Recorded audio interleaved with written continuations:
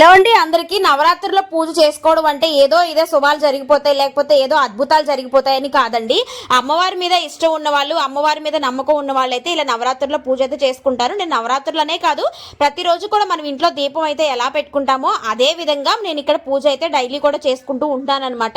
అయితే నవరాత్రులు అనేవి అమ్మవారికి ప్రీతికరం కదా, సో అందువల్ల స్పెషల్గా మనం ఆ రోజు అమ్మవారికి ఇష్టమైన నైవేద్యాలు ఏవైతే ఉంటాయో 9 రోజులు 9 రకాల నైవేద్యాలతో మనం అమ్మవారిని పూజించుకుంటే మంచిదేనంట. అయితే దీనికి పర్టికులర్ ప్రాసెస్ ఉంటుంది.